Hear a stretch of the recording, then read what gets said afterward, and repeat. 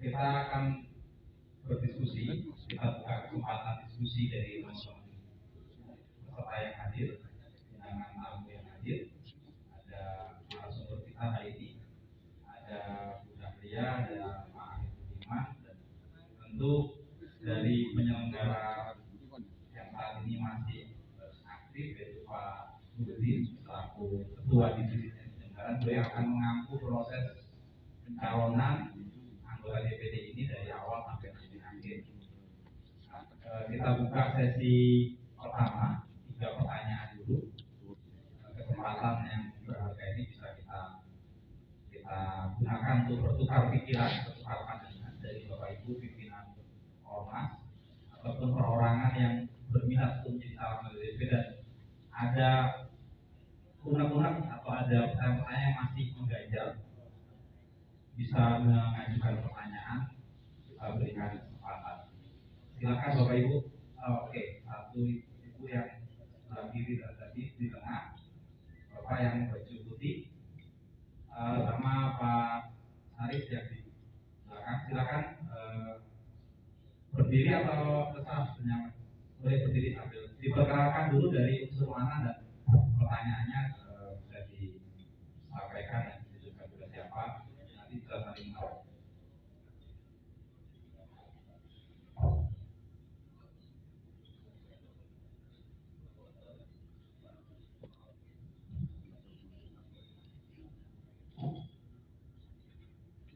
Assalamualaikum warahmatullahi wabarakatuh. Nama saya Aida Yati dari Muslimat Jakarta. Saya bersyukur pada Allah bahwasanya kita memiliki undangan dari KPU Jakarta Selatan untuk hadir bersama ini. Oleh karena itu kami ucapkan terima kasih atas undangannya. Sangat menarik dari narasumber kita pada hari ini, yaitu yang pertama saya mengatakan kepada Ibu Dahlia, dan apa yang dikatakan masyarakat yang hadir itu adalah kebijakan pemerintah, ya banyak yang menolak. Oleh karena itu pertanyaan, apa masukan dari Dahlia untuk agar DPD orang kita yang duduk mewakili rakyat di sana, kebijakan-kebijakan yang diambil oleh anggota DPR berhasilkan DPD ini sangat kuat gitu. Karena memang beda antara DPR itu partai, antara DPD adalah semuanya.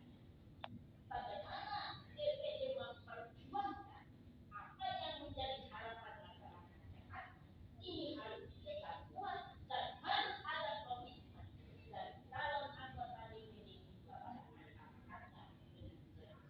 Itu harapan saya. Itu Pak Arif Budiman, saya harapan suatu pendataan pasal 1 hasil hasil dari pendataan tersebut disampaikan itu betul-betul apa yang Bapak katakan. Memang Bapak orang berpengalaman di dalam hal ini dan apa yang menjadi kekurangan itu. Dahulu Bapak Pak.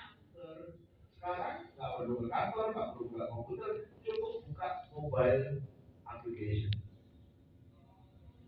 Itu data pemilih, termasuk partai. Saya jadi anggota partai apa enggak, itu bisa pakai gadget. Nah, termasuk hasil pemilu. Dulu kan orang lihatnya ya di laptop, di komputer, desktop. Nah, sekarang pakai mobile bisa. Nah, tetapi perkendalanya karena ada undang-undang bahwa hasil pemilu itu secara resmi ditetapkan berdasarkan rekap secara manual berjenjang.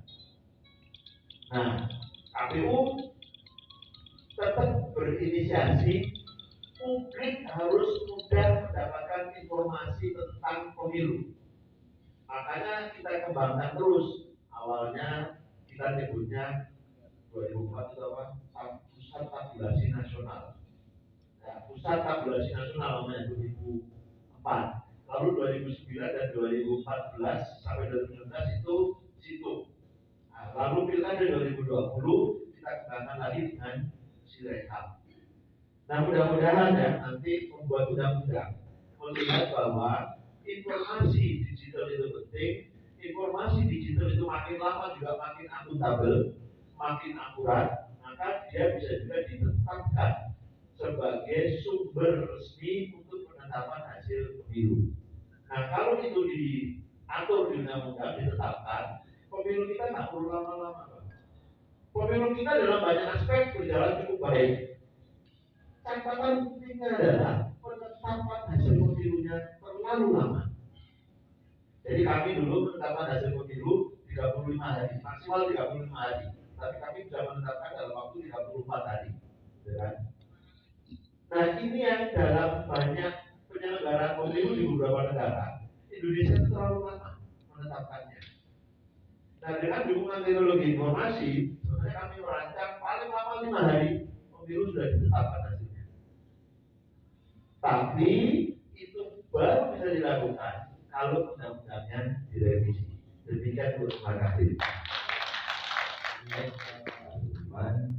Saya karena DKI Jakarta ini ada 29.000 TPS, anggota DPD ini kan nggak mungkin naruh sanksi per TPS kan gitu.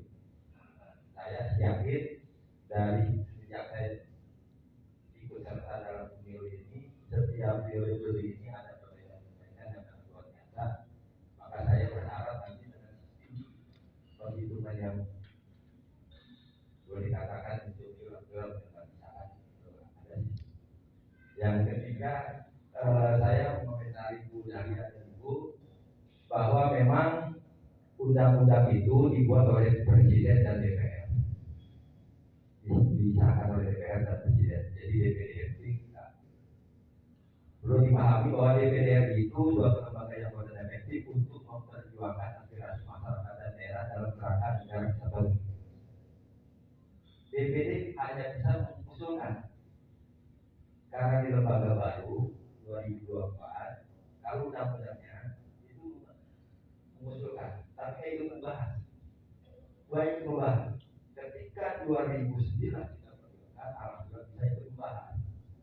Hanya sebatas ikut membahas. Jadi nggak bisa sampai susah. Ya, jadi karena kakak senior belum bisa menerima kalau adiknya itu diberikan kewenangan lebih. Karena memang masyarakat lebih percaya dan yakin kepada DPD. Makanya alhamdulillah anggota DPD ini ada yang ngomong KPK. Jadi harus dipahami bahwa DPD sebenarnya tadi. Gitu. Nah, kembali kepada besok kami diminta tanggal 13 kami akan undang para operator agar operator paham ya bagaimana mengoperasionalisasikan aplikasi Silon ini. Setelah itu baru bisa nanti berjalan. Walaupun sebenarnya Bapak Ibu juga sudah bisa sebenarnya dalam hal pengumpulan data anggota, sementara by Excel saja dulu. Nanti setelah by Excel, ketika Silonnya sudah berfungsi, tinggal di import. Ya, data Excel itu diimport ke dalam aplikasi. Jadi nggak penting satu-satu lagi, itu sudah bisa. Saya kira itu Pak Pandi, terima kasih. Cukup jelas ya Pak jawaban dari Pak Kadif Teknis Provinsi DKI Jakarta, Pak Adi Budiman. Nah, menanggapi terkait dengan Sirekap ini bisa didorong dan atau seminim-minimalnya menjadi alat bantu penyampingan data bagi peserta pemilu. Baik, pertama ini harus dilakukan bersama-sama. Karena kan saya sudah bukan berstatus penyelenggara pemilu, jadi mari kita dorong semoga KPU atau provinsi KPU kota tetap mempublikasikan hasil pemilu secara digital dan open data. Artinya bisa diakses oleh publik, bisa di-download lah, bukan sekedar dilihat, tapi dia bisa diakses. Nah, sehingga kalau para peserta pemilu itu tidak bisa menempatkan sanksi, dia tetap bisa dapat salinannya.